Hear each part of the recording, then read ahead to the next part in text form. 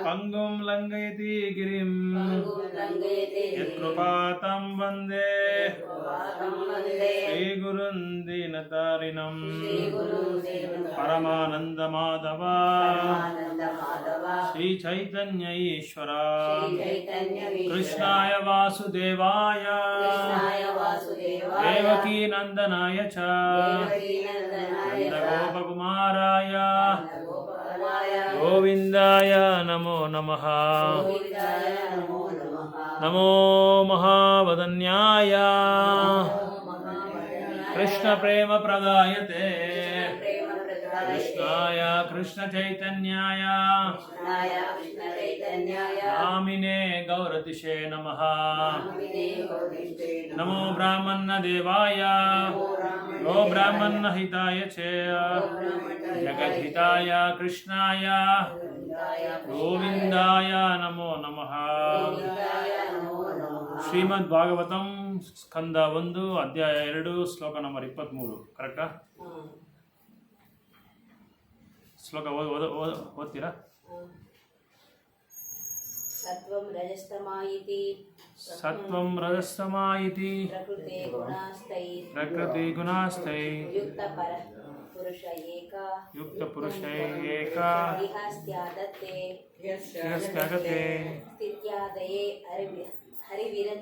ಸ್ಥಿತ್ಯಾದಯೇ ಹರಿವಿರಂಚ ಹರೇತಿ ಸಂಜ್ಞಾ ಶ್ರೇಯಾಂಸಿ ತತ್ರ ಖಲು ಸತ್ವತನೋ ನೃಣಾಂಶೋ ಸತ್ವಂ ರಜೋಸ್ತಮ ಇತಿ ಪ್ರಕೃತೆ ಗುಣಾಸ್ತ ಯುಕ್ತಃ ಪರಪುರುಷ ಏಕ ಇಹಾಸ್ಯಾದತ್ತೆ ಸ್ಥಿತಾದಯೇ ಹರಿವಿರಂಚಿ ಹರೇತಿ ಸಂಜ್ಞಾ ಶ್ರೇಯಾಂಸಿ ತತ್ರ ಖಲು ಸತ್ವ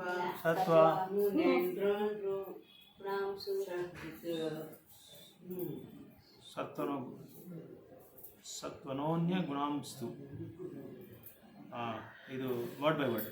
ಸತ್ವಂ ಸತ್ವಗುಣ ರಜಃ ರಜೋಗುಣ ತಮಃ ತಮೋಗುಣ ಇತಿ ಹೀಗೆ ಪ್ರಕೃತೆ ಐಹಿಕ ನಿಸರ್ಗದ ಗುಣಃ ಗುಣಗಳು ತೈ ಅವುಗಳಿಂದ ಯುಕ್ತಃ ಕೂಡಿ ಪರಃ ದಿವ್ಯ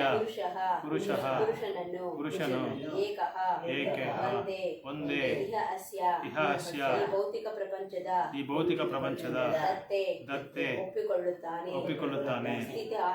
ಸ್ಥಿತಿ ಆದಯೇ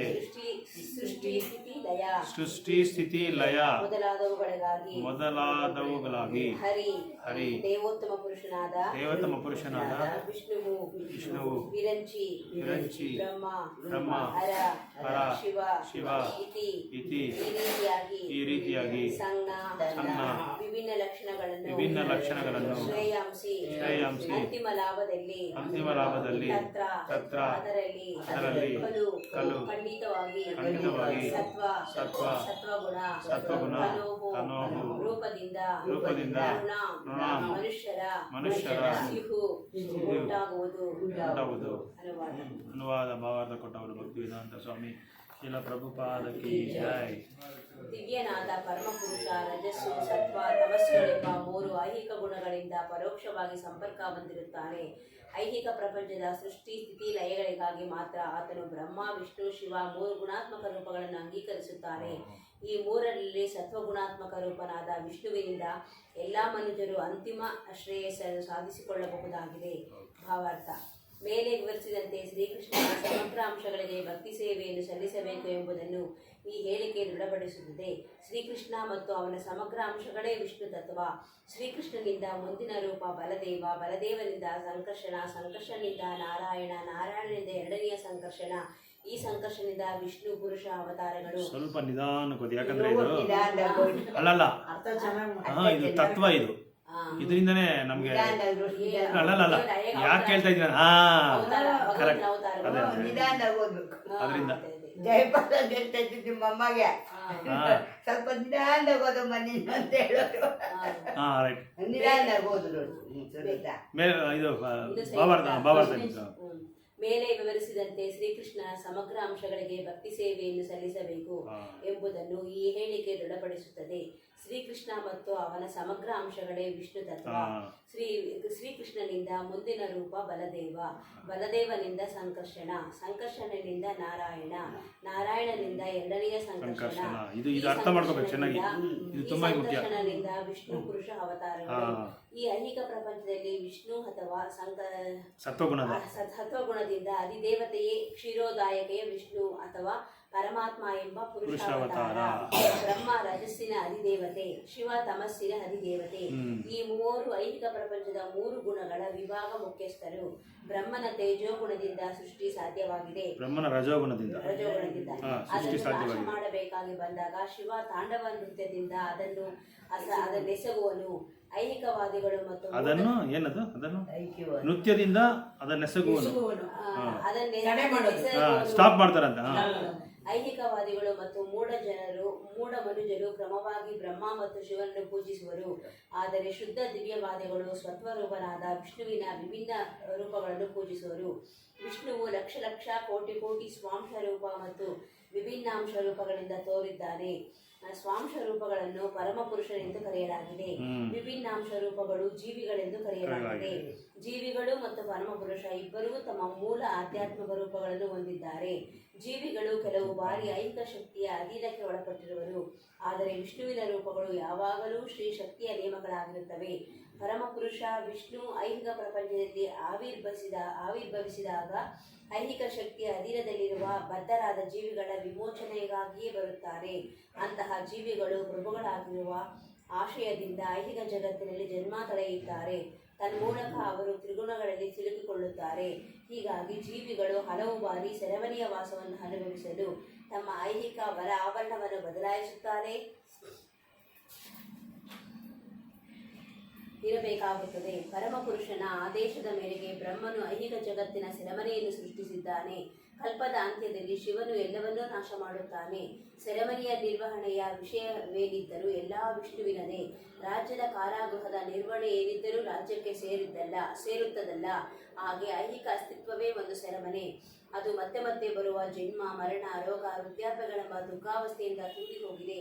ಇವುಗಳಿಂದ ಬಿಡುಗಡೆ ಹೊಂದಲು ಆ ಕಾರಾಗೃಹದಿಂದ ಹೊರಬರಲು ಇಚ್ಛಿಸುವವರೆಲ್ಲ ಭಗವಂತನಾದ ವಿಷ್ಣುವನ್ನು ಪ್ರಸನ್ನಗೊಳಿಸಲೇಬೇಕು. ವಿಷ್ಣು ಭಗವಂತನನ್ನು ಭಕ್ತಿ ಸೇವೆಯಿಂದಲೇ ಪೂಜಿಸಬೇಕು.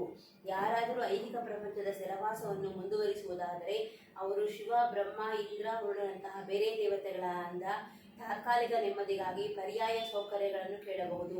ಆದರೂ ಯಾವ ದೇವತೆಯೂ ಐಹಿಕ ಅಸ್ತಿತ್ವದ ಬದ್ಧ ಜೀವನದಿಂದ ಬಂಧಿತನಾದ ಜೀವಿಯನ್ನು ಬಿಡುಗಡೆ ಮಾಡಲಾರರು. ಇದು ವಿಷ್ಣುವಿಂದ ಮಾತ್ರವೇ ಸಾಧ್ಯ. ಆದ್ದರಿಂದ ಪರಮಪುರುಷನಾದ ವಿಷ್ಣುವಿನಿಂದಲೇ ಅಂತಿಮ ಪ್ರಯೋಜನವನ್ನು ಪಡೆಯಬಹುದಾಗಿದೆ. ತುಂಬಾ ಇಂಪಾರ್ಟೆಂಟ್ ಶ್ಲೋಕ ಇದು.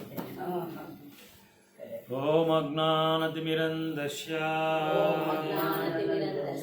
ಜ್ಞಾನಾಂಜನಶಲಾಕಯ ಚಕ್ಷುರುನ್ಮಿಲಿತಂ ಯೇನ ತಸ್ಮೈ ಶ್ರೀ ಗುರುವೇ ನಮಃ. ಶ್ರೀ ಚೈತನ್ಯ ಮನೋಭೀಷ್ಟಂ ಸ್ಥಾಪಿತಂ ಯೇನ ಭೂತಲೆ ಸ್ವಯಂ ರೂಪ ಕದಾ ಮಹ್ಯಂ ದದಾತಿ ಸ್ವಪದಾಂತಿಕಂ. ವಂದೇಹಂ ಶ್ರೀಗುರು ಶ್ರೀಯುತಪದಕಮಲಂ ಶ್ರೀಗುರೂನ್ ವೈಷ್ಣವಾಂಶ ಶ್ರೀರೂಪಂ ಸಾಗ್ರಜಾತಂ ಸಹಗಣಾ ರಘುನಾಥಾನ್ವಿತಂ तं सजीवं साद्वैतं सावधूतं हरिजनसहितं कृष्णचैतन्यदेवं श्रीराधा कृष्णपादान् सहगणा ललिता श्रीविशाखान्वितं हे ಕೃಷ್ಣ ಕರುಣಾ ಸಿಂಧು ಹೇ ಕೃಷ್ಣ ಕರುಣಾ ಸಿಂಧು ದೀನಬಂಧು ಜಗತ್ಪತೆ ದೀನಬಂಧು ಜಗತ್ಪತೆ ಗೋಪೇಶ ಗೋಪಿಕಾ ಕಾಂತ ಗೋಪಿಯ ಗೋಪಿಕಾ ರಾಧಾ ಕಾಂತ ನಮೋಸ್ತುತೆ ಕಾಂತ ನಮೋಸ್ತುತೆ. ಜೈ ಶ್ರೀ ಕೃಷ್ಣ ಚೈತನ್ಯ ಜೈ ಶ್ರೀ ಕೃಷ್ಣ ಪ್ರಭು ನಿತ್ಯಾನಂದ ಪ್ರಭು ನಿತ್ಯಾನಂದ. ಶ್ರೀ ಅದ್ವೈತ ಗದಾಧರ ಶ್ರೀ ಅದ್ವೈತ ಗದಾಧರ. ಶ್ರೀವಾಸಾದಿ ಗೌರ ಭಕ್ತ ವೃಂದ ಶ್ರೀವಾಸಾದಿ ಗೌರಭಕ್ತವೃಂದ. ಹರೇ ಕೃಷ್ಣ ಕೃಷ್ಣ ಕೃಷ್ಣ ಕೃಷ್ಣ ಹರೇ ಹರೇ ಹರೇ ರಾಮ ರಾಮ ರಾಮ ಹರೇ ಹರೇ ಹರೇ ಕೃಷ್ಣ ಕೃಷ್ಣ ಕೃಷ್ಣ ಕೃಷ್ಣ ಹರೇ ಹರೇ ಹರೇ ರಾಮ ರಾಮ ರಾಮ ಹರೇ ಹರೇ ಹರೇ ಕೃಷ್ಣ ಕೃಷ್ಣ ಕೃಷ್ಣ ಹರೇ ಹರೇ ಹರೇ ರಾಮ ರಾಮ ರಾಮ ಹರೇ ಹರೇ.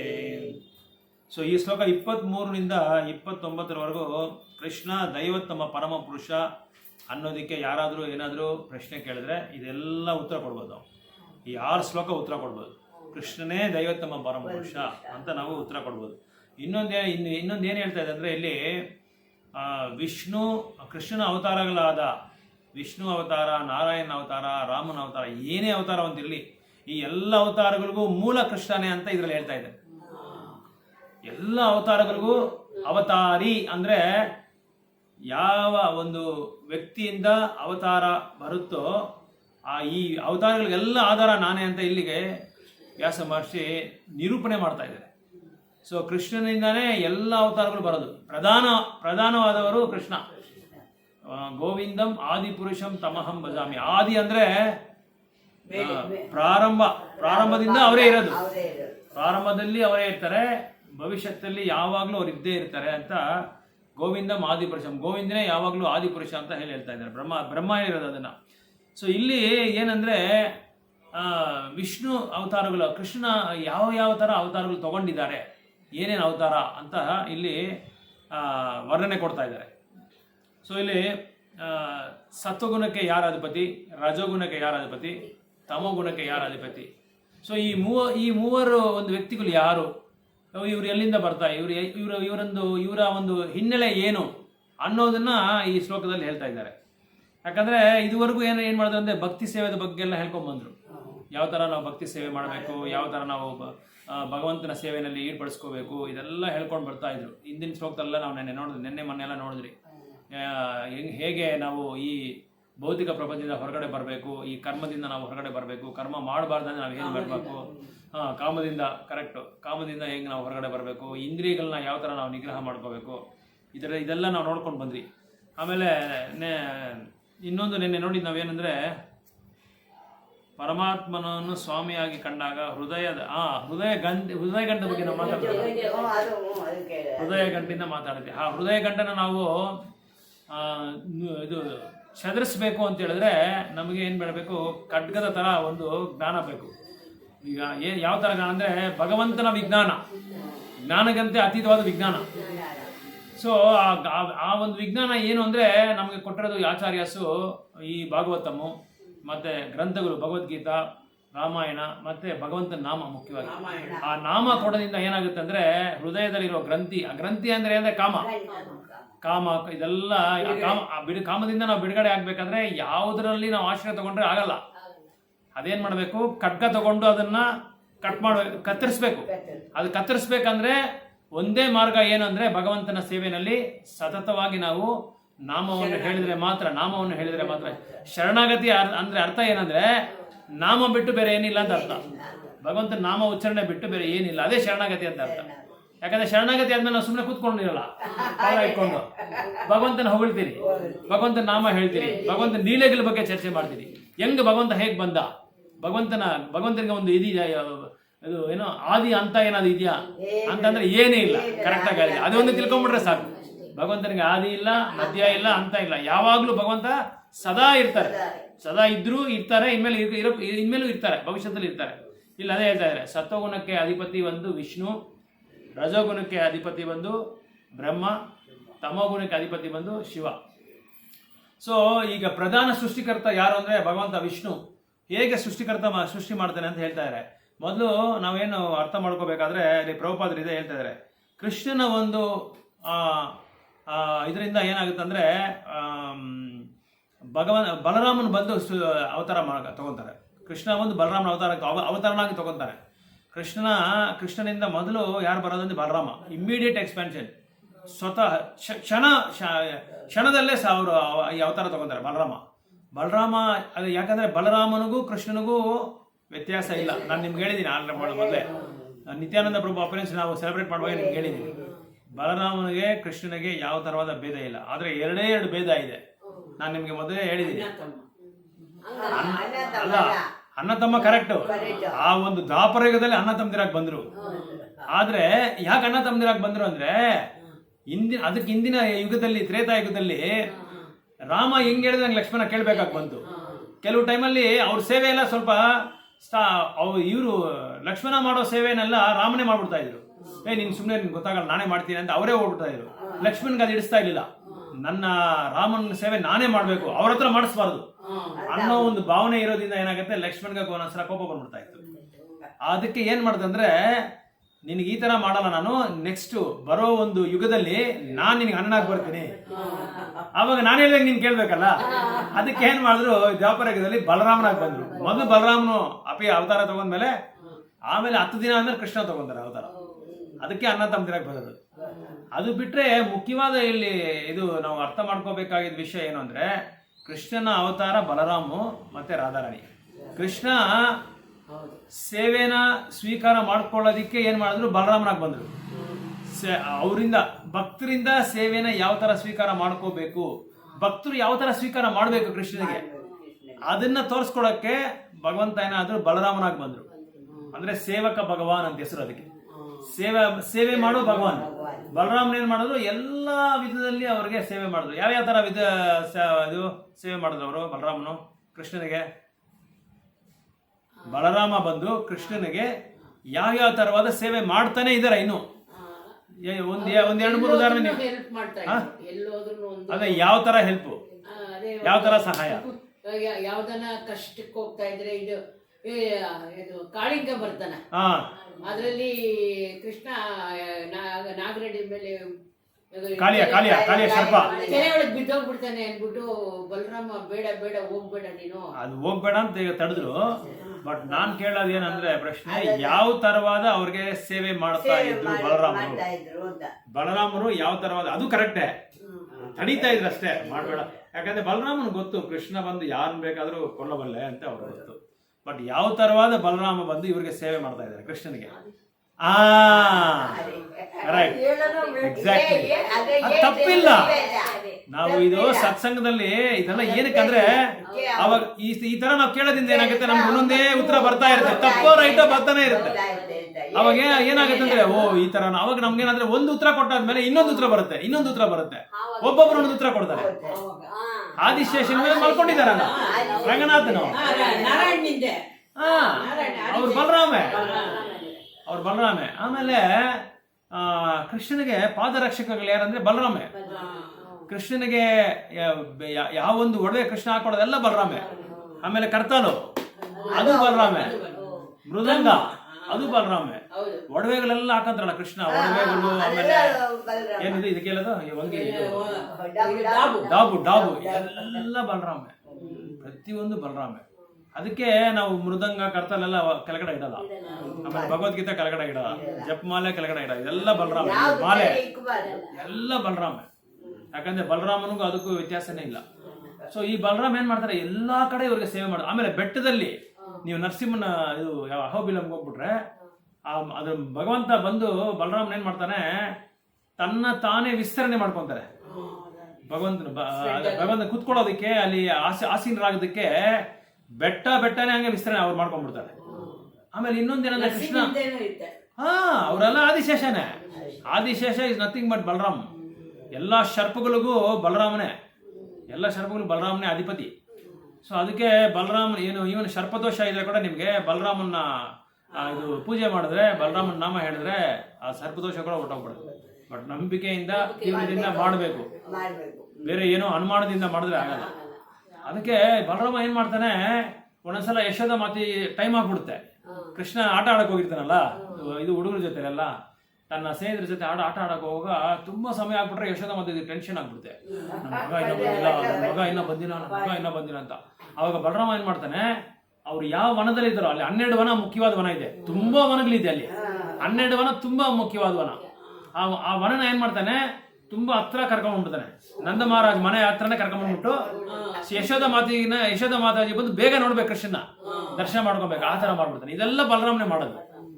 ಸೊ ಕೃಷ್ಣನಿಗೂ ಬಲರಾಮಗೂ ಏನು ವ್ಯತ್ಯಾಸ ಇಲ್ಲ, ಎರಡು ವ್ಯತ್ಯಾಸ. ಏನು ಅಂದ್ರೆ ಕೃಷ್ಣ ಬಂದು ಕಪ್ಪುಗೆತ್ತಾನೆ, ಬಲರಾಮ ಬೆಳ್ಳಗಿರ್ತಾನೆ. ಇಷ್ಟೇ. ಕೃಷ್ಣ ಬಲರಾಮ ದೇವಸ್ಥಾನ ಇಲ್ಲಿದೆ, ಬೇಕಾದ್ರೆ ನೋಡ್ಬೋದು, ಜಗನಿಕೊಂಡ ಮೇಲೆ ಇದೆ. ಕೇಳಿದ್ರಾ? ಹೋಗಿದ್ರಲ್ಲ, ಕರೆಕ್ಟ್ ನೋಡಿದಿರಲ್ಲ. ರೈಟ್. ಸೊ ಇದು ತಮಿಳ್ನಾಡಲ್ಲೇ ಮೊದಲನೇ ದೇವಸ್ಥಾನ ಅದೇ ಕೃಷ್ಣ ಬಲರಾಮ. ಅದಾದ್ಮೇಲೆ ಬೇರೆ ಜನ ಎಲ್ಲರೂ ಕಟ್ಬಿಟ್ಟು ಮಧುರೈಯಲ್ಲಿ ಬಂದ್ಬಿಡ್ತು. ಆಮೇಲೆ ತಿರುನಲ್ವೇಲಿಯಲ್ಲಿ ಇದೆ, ತುಂಬಾ ಜನ ಇದರಲ್ಲಿ ಬೃಂದಾವನಲ್ಲಿ ನೋಡ್ಬೇಕು ನೀವು, ತುಂಬಾ ಚೆನ್ನಾಗಿದೆ. ಆಮೇಲೆ 22ನೇ ತಾರೀಕು ಪಾಣಿಹಟ್ಟಿ ಪ್ರೋಗ್ರಾಮ್ ಅಂತಿದೆ, ಕೇಳಿದ್ರೆ ನೀವು? June next month. ಆ 22ನೇ ತಾರೀಕು ನಾವು ಎಲ್ಲಿ ನದಿ ಇದೆಯೋ ಆ ನದಿನಲ್ಲಿ ದೇವ್ರನ್ನ ತಗೊಂಡು ಹೋಗ್ತೀವಿ. ನೀವೆಲ್ಲ ಬಂದಿದ್ರು, ತಗೊಂಡೋಗಿ ದೇವ್ರಿಗೆ ಸ್ನಾನ ಮಾಡಿಸಿ ಪ್ರಸಾದ ಎಲ್ಲ ಕೊಟ್ಟು, ಅವತ್ತು ಏನದು ಪ್ರಸಾದ, ಇದು ಚಿದಾದಹಿ ಅಂತ ಒಂದು ಪ್ರಸಾದ ಮಾಡ್ತೀವಿ. ಅದೇನಂದ್ರೆ ಹಳಸಿನೆಣ್ಣು, ಅವಲಕ್ಕಿ, ಆಮೇಲೆ ಸ್ವಲ್ಪ ಮಾವಿನೆಣ್ಣು, ಇದೆಲ್ಲ ಮಿಕ್ಸ್ ಮಾಡಿ ಒಂದು ಡಿಶ್ ಮಾಡ್ಬಿಟ್ಟು ಅದನ್ನ ಎಲ್ಲರಿಗೂ ಹಂಚ್ಕೊಟ್ಬಿಟ್ಟು ಆವತ್ತಿನ ದಿನ ಮಾತ್ರ ಭಗವಂತನ ತಾಮರ ಪಾದ ಎಲ್ರಿಗೂ ತಲೆ ಮೇಲೆ ಇಡ್ತೀವಿ. ತುಂಬಾ ವಿಶೇಷ. ಬೇರೆ ಯಾವತ್ತಿನ ದಿನನೂ ತಾಕ್ಸಲ್ಲ, ದೀಕ್ಷೆ ತಗೊಂಡವ್ರು ಮಾತ್ರ ಮುಟ್ತಾರೆ ಅಷ್ಟೇ. ಬೇರೆ ದಿನ ಅವತ್ತು ಪಾಣಿಹಟ್ಟಿ ಪ್ರೋಗ್ರಾಮ್ ನೀವು ಬರಂಗಿದೆ, ಬರ್ಬೋದು, ಎಲ್ಲರೂ ಬರ್ತಾರೆ ಅವತ್ತು. ತುಂಬಾ ಜನ ಎಲ್ಲ ಕಡೆ ಪ್ರೋಗ್ರಾಮ್ ಹಾಕಿದ್ದಾರೆ. ನಾನು ಇನ್ನು ಎಲ್ಲ ಅಂತ ಡಿಸೈಡ್ ಹಾಕಿಲ್ಲ, ಒಂದು ಬೆಂಗಳೂರು ಇಲ್ಲ ಎಲ್ಲಿ ಅಂತ ಗೊತ್ತಿಲ್ಲ. ಎಲ್ಲಿ ಅಂತ ನಿಮ್ಗೆ ಮುಂದೆನೇ ಇನ್ಫಾರ್ಮ್ ಮಾಡ್ತೀನಿ, ಅಡ್ವಾನ್ಸ್ ಅಲ್ಲಿ ಇನ್ಫಾರ್ಮ್ ಮಾಡ್ತೀನಿ. ಅವಾಗ ನಾವು ಬಸ್ಸಲ್ಲಿ ಹೋಗ್ಬಿಟ್ಟು ಎಲ್ಲ ಅಲ್ಲೇ ಪ್ರಸಾದ ಮಾಡ್ಕೊಂಡು ಬರೋ ಸ್ಥಿತಿಲಿ ಇದ್ರೆ ನನಗೇನು ಯಾವಾಗಲೂ ಕರ್ಕೊಂಡು ಹೋಗ್ಬೋದು, ಆಗಲ್ಲ. ಬಂದ್ಬಿಟ್ಟು ಸುಮ್ನೆ ನೀವೆಲ್ಲ ಹೋಗಿದ್ರಿ, ಜೈಪಾಲ್ ಬಾಬಾ ಕರ್ಕೊಂಡು ಹೋಗ್ಬಿಡ್ತಾರೆ, ಎಲ್ಲ ಕಡೆ ಕರ್ಕೊಂಡು ಹೋಗ್ಬಿಟ್ಟಿದ್ದಾರೆ ಇವ್ರನ್ನ. ಇವಾಗ ಆಗ್ತಿರೋ ಟೈಮಲ್ಲಿ ನಾನು ಹೋಗ್ತಿರೋದು ಏನ್ ಮಾಡಕ್ಕಾಗಲ್ಲ, ಆಗಲ್ಲ.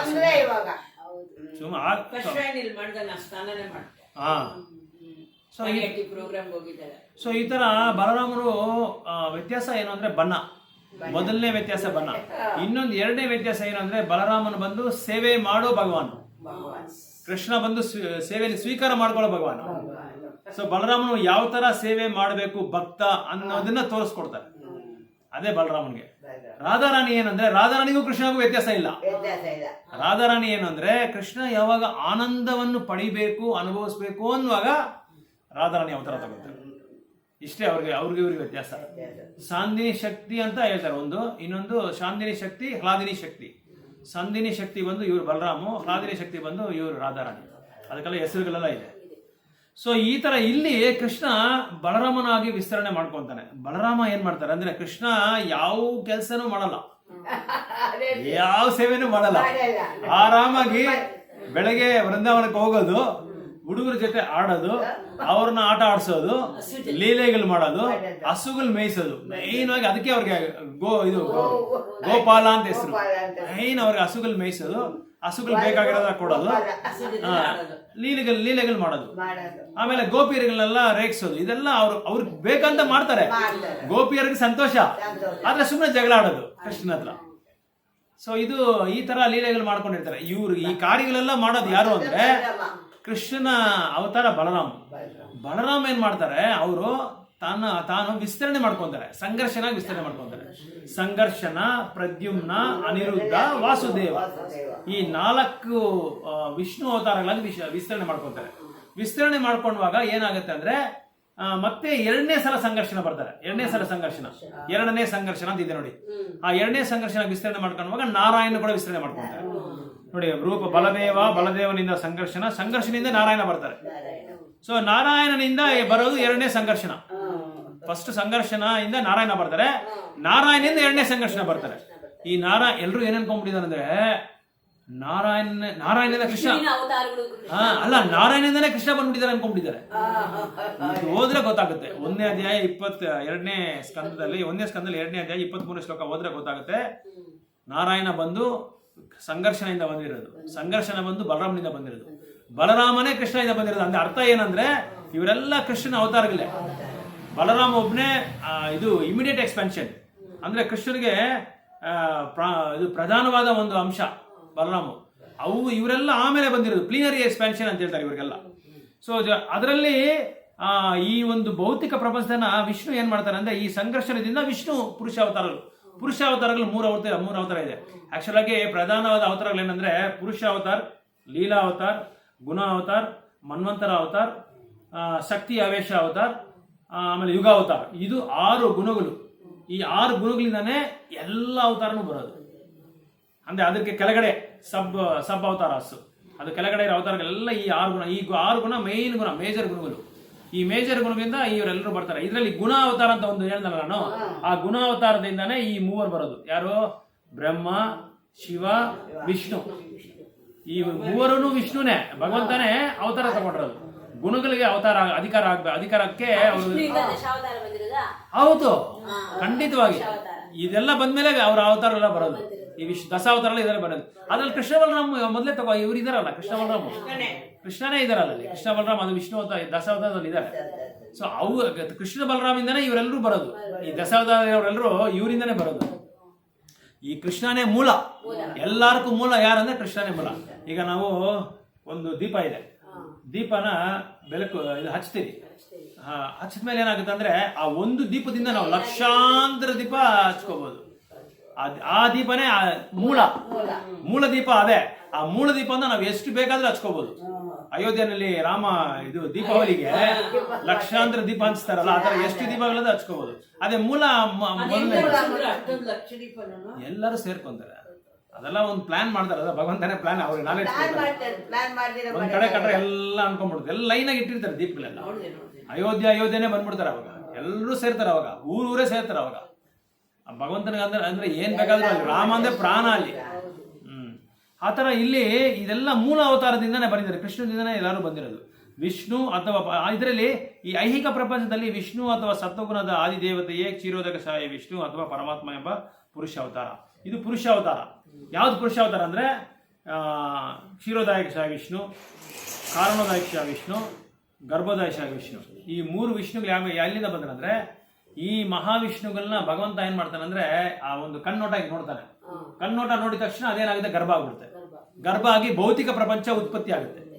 ಅದು ಉತ್ಪನ್ನ ಅದು ಪ್ರಕಟವಾಗುವಾಗ ಈ ಜೀವರಾಶಿಗಳೆಲ್ಲರೂ ಸೃಷ್ಟಿ ಆಗ್ತಾರೆ. ಆವಾಗ ಏನಾಗುತ್ತೆ ಅಂದ್ರೆ, ಈ ಕ್ಷೀರೋದಾಯಕ ವಿಷ್ಣು ಪರಮಾತ್ಮನಾಗಿ ಸೇರ್ಕೊತಾರೆ ಎಲ್ಲಾ ಜೀವರಾಶಿಗಳಲ್ಲಿ. ಕ್ಷೀರೋದಾಯಕ ವಿಷ್ಣು, ಕ್ಷೀರೋ ಅಂದ್ರೆ ಹಾಲು ಸಮುದ್ರದಲ್ಲಿ ಆ ವಿಷ್ಣು ಹಿಂಗೆ ಮಲ್ಕೊಂಡಿರ್ತಾರೆ. ಆವಾಗ್ಲೂ ಆದಿಶೇಷದ ಮೇಲೆ ಹಿಂಗೆ ಮಲ್ಕೊಂಡಿರ್ತಾರೆ.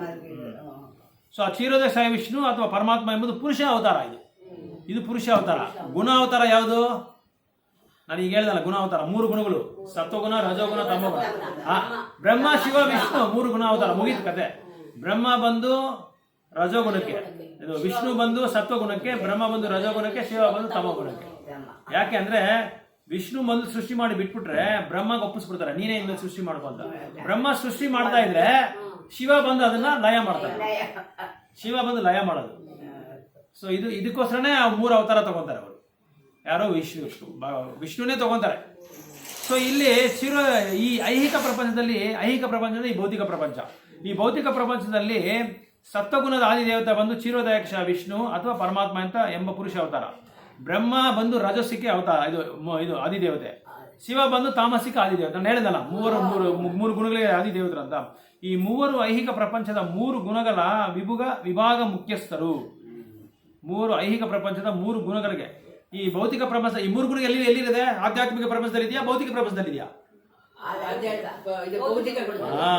ಈ 3 ಗುಣಗಳು ಭೌತಿಕವಾದೆ. ಸತ್ವಗುಣ ಆದ್ರೂ ಅದು ಭೌತಿಕವಾದೆ. ಇಲ್ಲಿ 3 ಗುಣಗಳಿರೋ ಜಾಗದಲ್ಲಿ ಇವ್ರು 3 ಇರ್ತಾರೆ.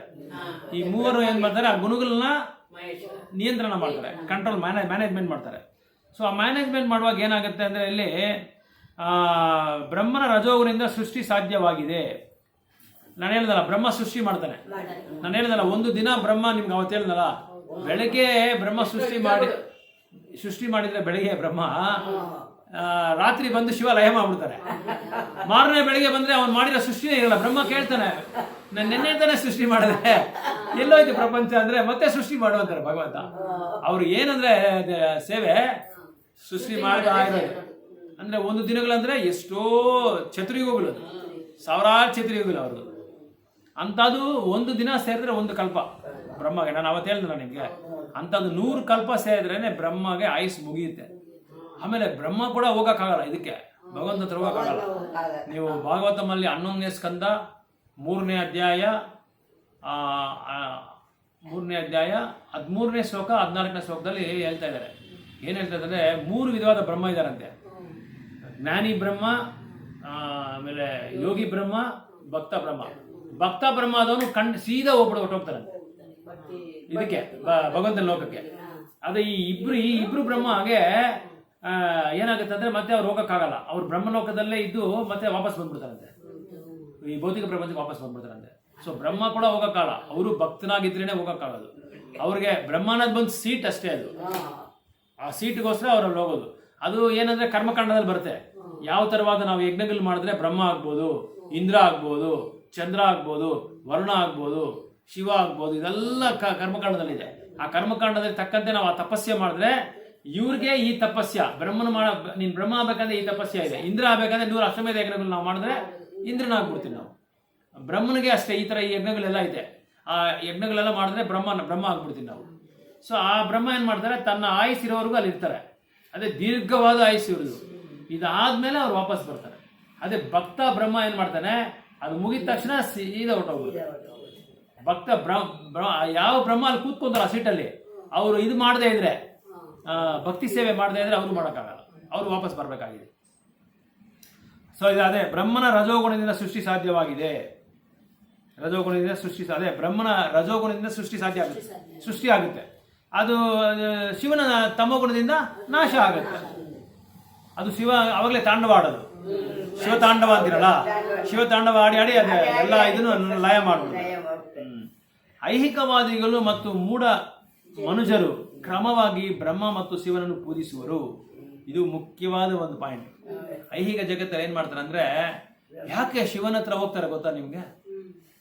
ಯಾಕೆ ಶಿವನ ಹತ್ರ? ಕರೆಕ್ಟ್. ಬೇಗ ಏನ್ ಕೇಳಿದ್ರು ಕೊಟ್ಬಿಡ್ತಾರೆ ಶಿವ.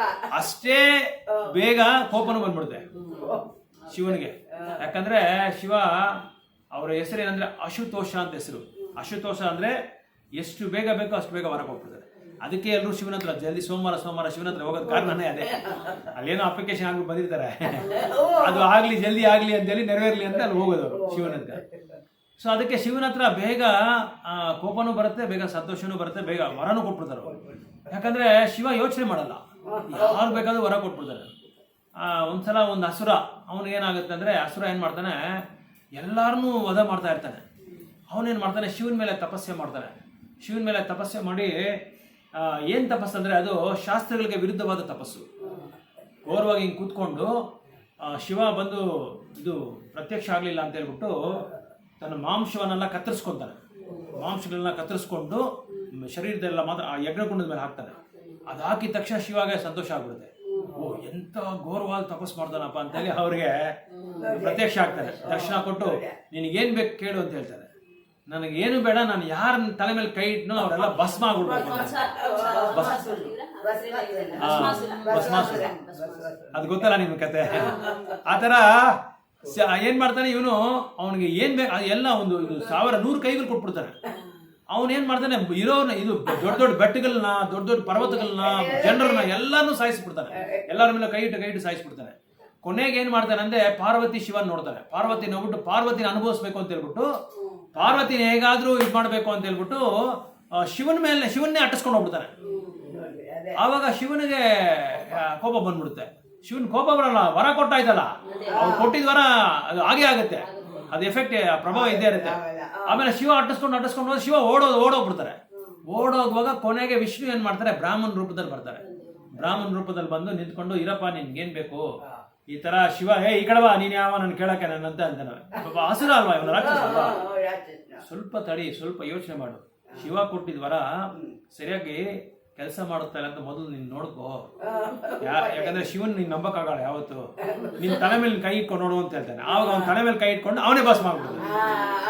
ಆವಾಗ ಶಿವ ವಿಷ್ಣು ಪಾದಗಳ ಮೇಲೆ ಬಿದ್ದು ನನ್ನ ತಮಿಸ್ಬಿಡು ಅಂತ ಹೇಳಿ. ಅವಾಗ ವಿಷ್ಣು ಹೇಳ್ತಾರೆ, ಸಿಕ್ಕಿದವ್ರಿಗೆಲ್ಲ ನೀನು ವರ ಕೊಡಬೇಡ, ನೋಡಿ ಕೊಟ್ಟು ಏನಾಯ್ತು ನಿನಗೆ ಹಾ. ಇದು ನಿನಗೆ ಸಮಸ್ಯೆ ಬಂದ್ಬಿಡ್ತು ಅಂತ ಹೇಳಿ ಆವಾಗ ಅಲ್ಲ ಅವಾಗ ಉಪದೇಶ ಮಾಡ್ತಾರೆ. ಉಪದೇಶ ಮಾಡ್ತಾರೆ ಈ ಥರ ಎಲ್ಲ ಹಸುರುಗೆಲ್ಲ ಕೊಡಬೇಡ ಅಂತ ಹೇಳ್ಬಿಟ್ಟು ಉಪದೇಶ ಮಾಡ್ತಾರೆ. ಆ ಥರ ಶಿವ ಬಂದು ಬೇಗ ವರದಾನನೂ ಕೊಟ್ಬಿಡ್ತಾರೆ, ಬೇಗ ಇದು ಶಾಪನೂ ಕೊಟ್ಬಿಡ್ತಾರೆ. ಸೊ ಇಲ್ಲಿ ಅದೇ ಹೇಳ್ತಾ ಇದ್ದಾರೆ, ಶಿವನನ್ನು ಪೂಜಿಸುವವರು ಇಲ್ಲಿ ಅದೇ ಕ್ರಮವಾಗಿ ಬ್ರಹ್ಮ ಮತ್ತು ಶಿವನನ್ನು ಪೂಜಿಸುವವರು ಮೂಢರು. ಮೂಢರು ಅವ್ರನ್ನ ಪೂಜಿಸೋದು ಯಾಕೆ ಅಂದ್ರೆ ನೀವ್ ಹೇಳ್ದಂಗೆ ಬೇಗ ವರ ಕೊಡ್ತಾರೆ. ಆ ವರದಿಂದ ನಮ್ಗೇನಾದ್ರೂ ಉದ್ಧಾರ ಆಗ್ತೀರ ನಾವು ತಕ್ಷಣಕ್ಕೆ ಆಗುತ್ತಷ್ಟೇ. ತಾತ್ಕಾಲಿಕವಾಗಿ ಅದು ಆಗುತ್ತೆ. ಏನು ಅಪರೂಪ. ಹೌದು, ಒಬ್ಬೊಬ್ರಿಗೆ ಇಲ್ಲ ಆಗುತ್ತೆ ಆಗುತ್ತೆ ಆಗುತ್ತೆ. ತಾತ್ಕಾಲಿಕವಾಗಿ ಆಗುತ್ತೆ. ಆದ್ರೆ ಅದು ಜನ್ಮಗಳು ಕೊಡುತ್ತೆ. ಮತ್ತೆ ಜನ್ಮ ತಗೋಬೇಕಾದ್ರೆ ಆ ತಾತ್ಕಾಲಿಕವಾಗಿ ಅದೇ ಪೈನ್ ಕಿಲ್ಲರ್ ತರ ಆ ತಕ್ಷಣ ನೋವೇನಾಗುತ್ತೆ ಕ್ಲಿಯರ್ ಆಗುತ್ತೆ, ಮತ್ತೆ ಕಾಯಿಲೆ ಬಂದೇ ಬರುತ್ತೆ. ಆ ಕಾಯಿಲೆನ ಸಂಪೂರ್ಣವಾಗಿ ಗುಣ ಮಾಡಕ್ಕಾಗಲ್ಲ.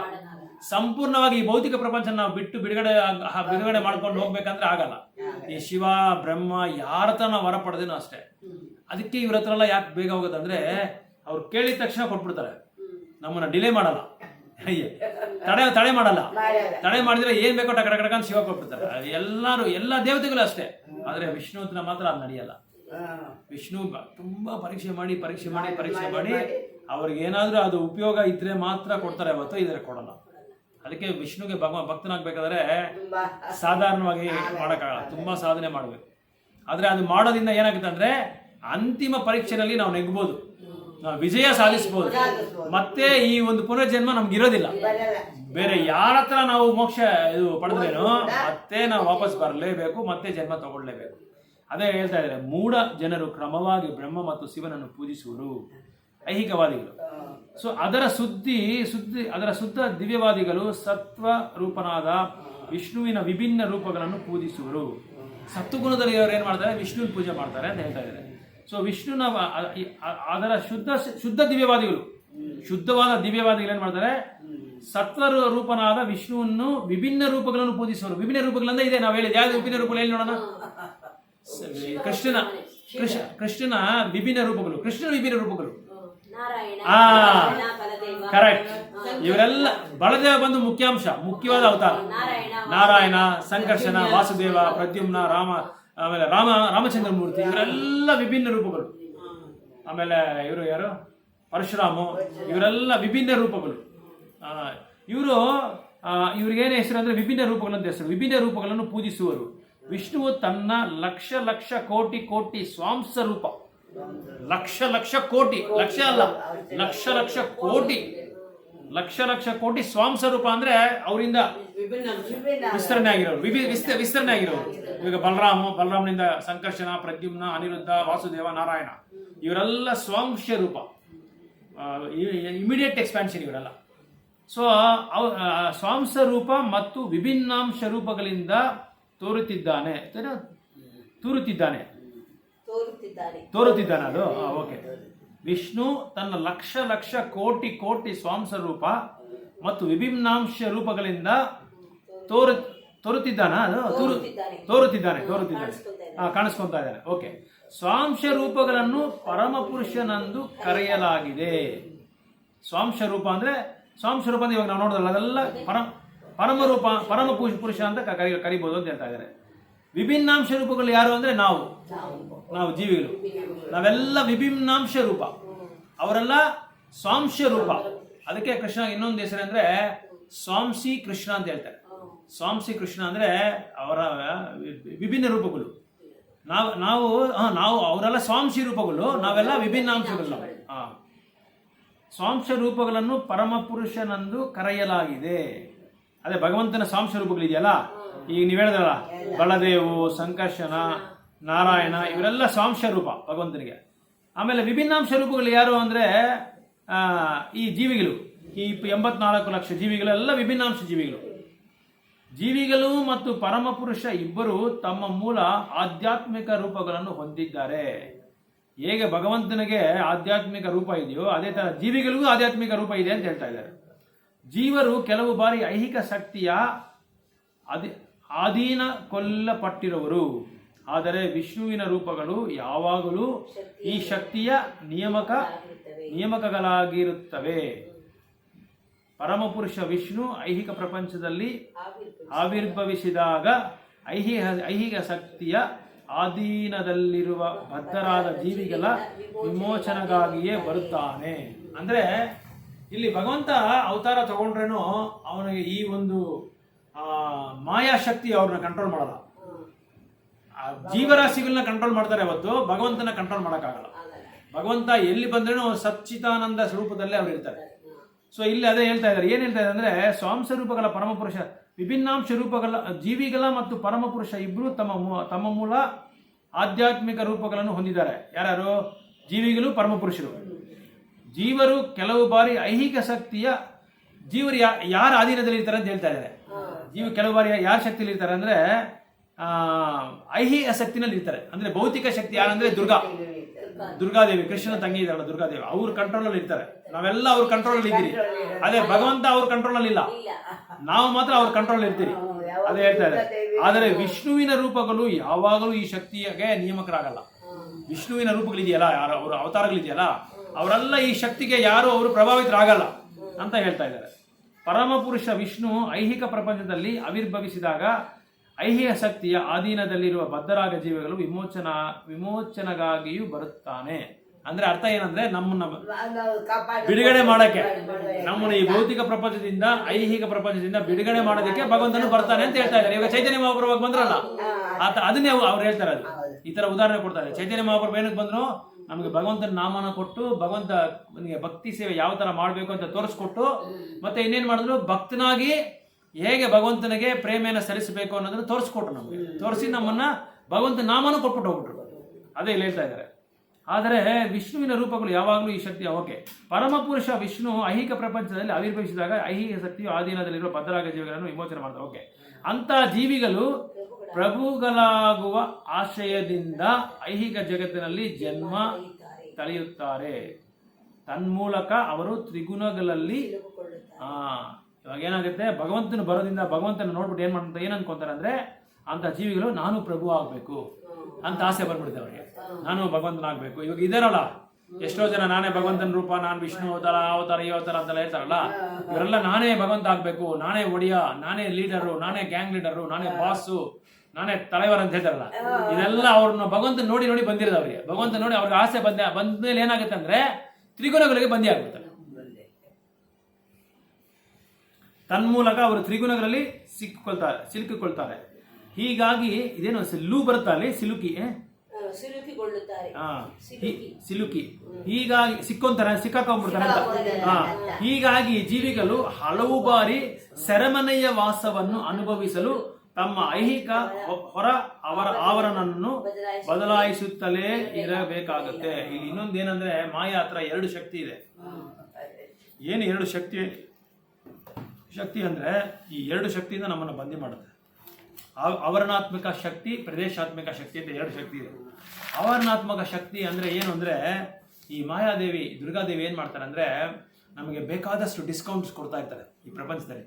ಡಿಸ್ಕೌಂಟ್ ಅಂದ್ರೆ ಏನಂದ್ರೆ ಅಂದವಾದ ಹುಡುಗಿನ ಕಳಿಸೋದು, ಅಂದವಾಗ ಹುಡುಗನ ಕಳಿಸೋದು, ಆಮೇಲೆ ಅಂದವಾದ ಒಂದು ಏನು ರುಚಿಕರವಾದ ಇದು ನಾನ್ ವೆಜ್ ಏನದು ಏನಕ್ಕೆ ಸಸ್ಯಾಹಾರಿನ ಮಾಂಸಾಹಾರಿ ಇದು ಆಹಾರಗಳು ನಮ್ಗೆ ಕಳಿಸೋದು. ಇದರಿಂದ ನಾವೇನಾಗ್ತೀರಿ ಆಕರ್ಷಣೆ ಆಗ್ತೀರಿ. ಅದಕ್ಕೆ ಆಕರ್ಷಣೆ ಆಗಿ ದುರ್ಗಾದೇವಿ ಏನ್ ಮಾಡ್ತಾರೆ ತನ್ನ ವಶದಲ್ಲಿ ಇಟ್ಕೊಂಡ್ಬಿಡ್ತಾರೆ. ಅದು ಅದಕ್ಕೇನು ಹೆಸರು ಅಂದ್ರೆ ಆವೇಶಾತ್ಮಿಕ ಶಕ್ತಿ, ಇನ್ನೊಂದು ಪ್ರದೇಶಾತ್ಮಿಕ ಶಕ್ತಿ. ಇಂಥ ಎರಡು ಶಕ್ತಿಗಳಿದೆ. ಆವರಣಾತ್ಮಿಕ ಶಕ್ತಿ ಅಂದ್ರೆ ಮಾಯಾ ನಮಗೆ ಯಾವ್ಯಾವ ತರ ನಮ್ಮನ್ನ ಅಟ್ರಾಕ್ಟ್ ಮಾಡಬೇಕು, ಯಾವ್ಯಾವ ತರ ನಮ್ಮನ್ನ ಬಂಧನದಲ್ಲಿ ಇಟ್ಕೋಬೇಕು, ಅದಕ್ಕೆ ನಮ್ಮನ್ನ ಏನ್ ಮಾಡ್ತಾರೆ ಅಂದ್ರೆ ನಮ್ಗೆ ಎಂತ ರೂಪದಲ್ಲಿ ನಾವು ಆಕರ್ಷಣೆ ಆಗ್ತಿರೋ ಅಂತ ರೂಪದಲ್ಲಿ ಅವ್ರು ಬರ್ತಾರೆ ನಮ್ಗೆ. ಇವಾಗ ಮುಖ್ಯವಾಗಿ ಕಲಿಯುಗದಲ್ಲಿ ಎಲ್ಲದಕ್ಕೂ ಆಕರ್ಷಣೆ ಆಗಿರೋದು ಯಾರು? ಎಲ್ಲರೂ ಬಂದಾಗ ಒಂದರಲ್ಲಿ ಆಕರ್ಷಣೆ ಆಗಿದ್ದಾರೆ. ಎಲ್ಲರೂ ಗಂಡಸರು, ಹೆಂಗಸರು, ಚಿಕ್ಕ ಹುಡುಗರು, ದೊಡ್ಡವರು ಅಲ್ಲ, ಯಾವುದೋ ಒಂದು ವಸ್ತು ಮೇಲೆ ಆಕರ್ಷಣೆ ಆಗಿದ್ದಾರೆ ಕಲಿಯುಗದಲ್ಲಿ. ಅದು ಮಾಯಾದ ಇದು ಏನೋ ಅವರಾತ್ಮಿಕ ಶಕ್ತಿ. ಅದು ಮೊಬೈಲು, ಎಲ್ಲರೂ ಮೊಬೈಲ್ ಮೇಲೆ ಆಕರ್ಷಣೆ. ಚಿಕ್ಕ ಮಗುವಿಂದ ದೊಡ್ಡವರವರೆಗೂ ಏನಾಗಿದ್ದಾರೆ ಮೊಬೈಲ್ ಮೇಲೆ ಆಕರ್ಷಣೆ ಆಗಿದೆ. ಅದು ಅವರಾತ್ಮಿಕ ಶಕ್ತಿ. ಈ ತರ ನಾನು ಹೇಳೋದು ಉದಾಹರಣೆ. ಈ ತರ ಇನ್ನು ಕೆಲವರು ವಯಸ್ಸು ಹುಡುಗರು ಬೈಕು, ಆ ಬೈಕು, ಈ ಬೈಕು, ರೇಸ್ ಬೈಕು, ಆ ಬೈಕು, ಈ ಬೈಕು, ಆಮೇಲೆ ಕಾರು, ಏನ್ ಕಾರ್ ಅದು, ಏನೇನೋ ಕಾರ್ ಬಂದ್ಬಿಟ್ಟಿದೆ. ಏನೇನೋ ಕಾರ್ ಆಡಿ ಬಂದಿದೆ. ಕಾರ್ ಕೋಟಿ ಅಂತೆ. ಕಾರ್ ಐತೆ. ಹಾ? 1 ಕೋಟಿ ರೂಪಾಯಿ ಕಾರ್. ಒಂದು ಕೋಟಿ ಇನ್ನ ಜಾಸ್ತಿ ಇದೆ. ಎಷ್ಟೋ ಕೋಟಿ ಐತೆ. ಆಡಿ ಕಾರೇ 60-70 ಲಕ್ಷ ಸ್ಟಾರ್ಟಿಂಗ್ ಅಂತ, ಅದು ಎಷ್ಟೋ ಕಾರುಗಳೈತೆ.